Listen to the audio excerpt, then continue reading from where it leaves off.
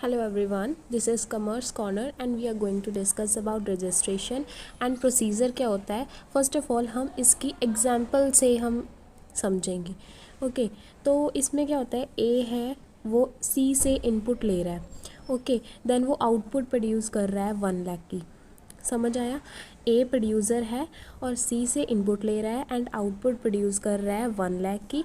And ITC means input tax credit pass कर सकता है, कलेक्ट कर सकता है, चार्ज भी कर सकता है। क्यों कर सकता है? क्योंकि वो एक रजिस्टर्ड पर्सन है। ठीक है, उसको टैक्स अथॉरिटीज़ ने UIN कोड दिया हुआ है। ठीक है, अब यहाँ पे सी जो है रजिस्टर्ड पर्सन है अगर मान लो, तो सी भी क्या कर सकता है, टैक्स चार्ज कर सकता है।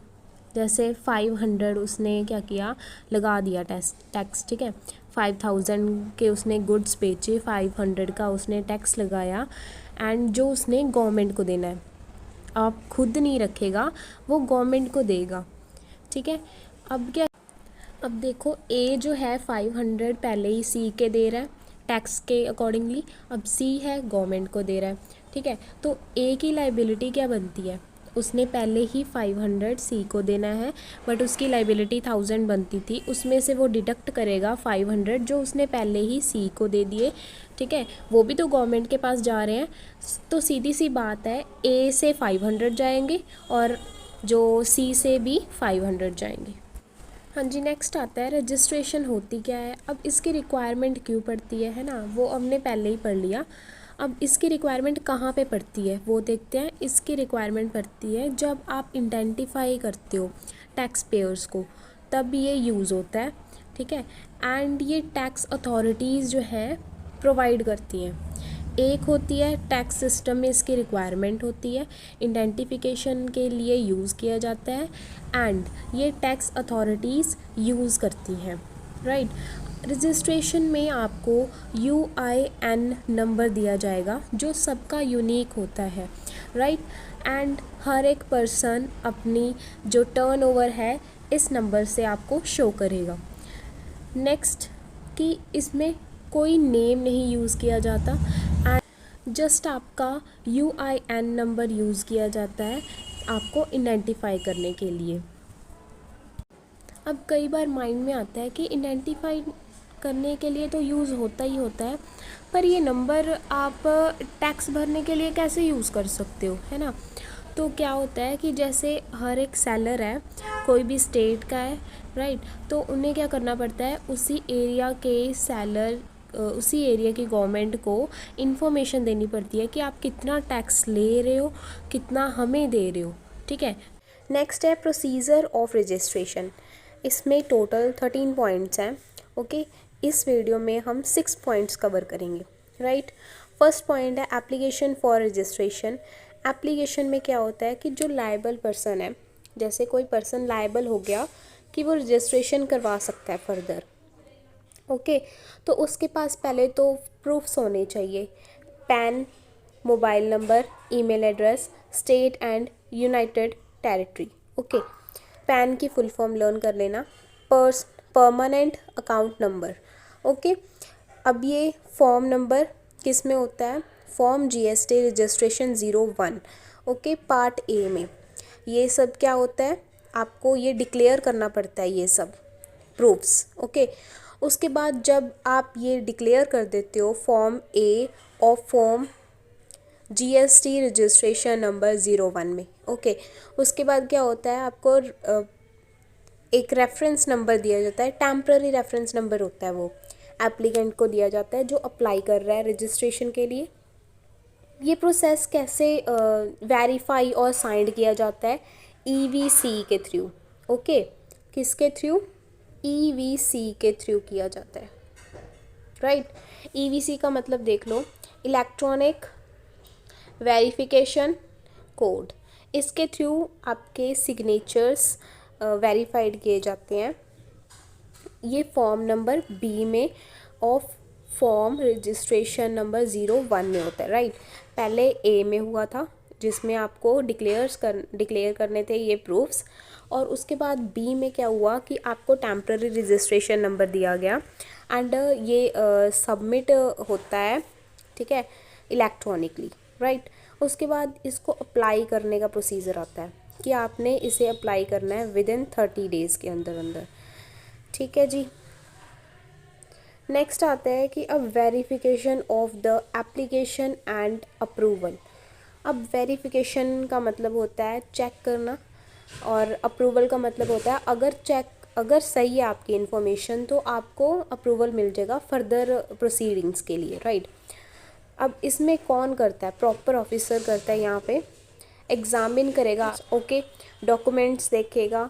अब इसमें देखो, ये टेबल में ध्यान से देख लो कि अगर ऑर्डर में है आपके सारे डॉक्यूमेंट्स जो भी स्पेसिफाइड थे रजिस्ट्रेशन की एप्लीकेशन में, तो आपको रजिस्ट्रेशन ग्रांट कर दी जाएगी। किसे ग्रांट कर दी जाएगी? जो बंदा अप्लाई कर रहा है, एंड वो विद इन 3 डेज़ हो जाएगी जब आपने सबमिशन की थी एप्लीकेशन। अगर कोई डेफिशिएंसी आ गई, कोई कमी है डॉक्यूमेंट्स में, तो क्या करोगे?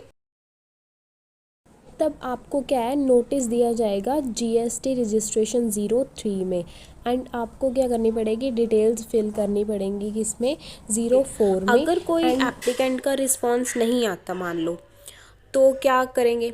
इसमें जो है आपका फॉर्म, रजिस्ट्रेशन नंबर, जो रजिस्ट्रेशन का फॉर्म होगा वो कैंसिल हो जाएगा, रजिस्ट्रेशन नंबर 05 है ये। Next, issue of GST registration certificate. ये सर्टिफिकेट, जो भी सर्टिफिकेट होता है रजिस्ट्रेशन का, रजिस्ट्रेशन 06 में होगा। नेक्स्ट पॉइंट में भी आएगा, तब भी आपने 06 ही लिखना है, ओके। तो ये शो क्या करता है रजिस्ट्रेशन 06 फॉर्म? ये शो करता है कि आपकी प्रिंसिपल प्लेस क्या है और एडिशनल प्लेस क्या है बिजनेस की। प्रिंसिपल प्लेस वो होती है जो नॉर्मली फर्स्ट प्लेस होती है जहाँ पे बिजनेस स्टैब्लिश्ड है, and additional place of business वो होती है जो अदर देन प्रिंसिपल प्लेस होती है और जहाँ पे tax payer business related activities perform करते हैं, ओके। एंड जो ये सर्टिफिकेट है वो अवेलेबल होता है कॉमन पोर्टल में, एंड जिसमें आपको GSTIN नंबर फिल करना होता है, और यहाँ पे शो करना होता है कि आपका ये GST आइडेंटिफिकेशन नंबर है, ओके। इसमें क्या होता है, 15 डिजिट्स का होता है ये, जिसमें फर्स्ट 2 स्टेट कोड होते हैं, फिर 10 पैन और टैक्स डिडक्शन और कलेक्शन नंबर होते हैं, फिर उसके बाद फिर 2 एंटिटी कोड होता है, और लास्ट में आपका आता है चेक सम कैरेक्टर, ओके। फिर इफ़ेक्टिव डेट ऑफ रजिस्ट्रेशन, इसमें 2 पॉइंट्स आते हैं कि इफ़ेक्टिव डेट किसे मानी जाएगी। आपको टाइम दिया जाता है 30 डेज़। अगर आप 30 डेज़ के अंदर अंदर रजिस्ट्रेशन के लिए एप्लीकेशन सबमिट कर देते हो, ठीक है, तो क्या होएगा कि जब आप लायबल होगे, ठीक है, जिस दिन आप लायबल थे वो आपकी इफ़ेक्टिव डेट मानी जाएगी। सेकंड पॉइंट में कि अगर आपने 30 डेज़ के बाद सबमिट की एप्लीकेशन, तो आपको जब रजिस्ट्रेशन ग्रांट होएगी तब आपकी effective date. Two person required to TDS and TCS। TDS का मतलब है tax deducted at source, and tax collected at source का मतलब है TCS, right.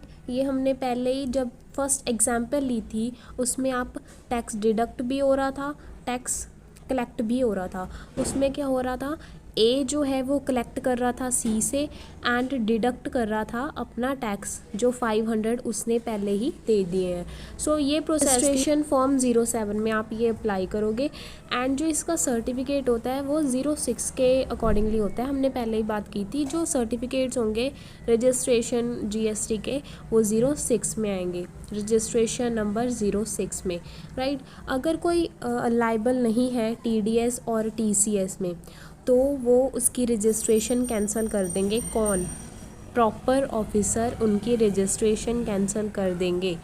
Registration to non taxable person, मतलब यहाँ पे आएगा नॉन रेजिडेंट टैक्सेबल पर्सन, की जैसे USA में कोई बिज़नेस इनकॉर्पोरेट हो रहा है एंड वही का है वो बंदा जो इनकॉर्पोरेट कर रहा है, एंड वो क्या कर रहा है, इंडिया में भेज रहा है गुड्स, तो उसे क्या करना पड़ेगा, वैलिड पासपोर्ट जो है सबमिट कराना पड़ेगा at common portal 5 days period to commencement of business. उसके बाद आता है कि आपको टेम्प्ररी नंबर इशू कर दिया जाएगा और आप फिल कर सकते हो अपनी एप्लीकेशन इन रजिस्ट्रेशन 1-1 में, राइट।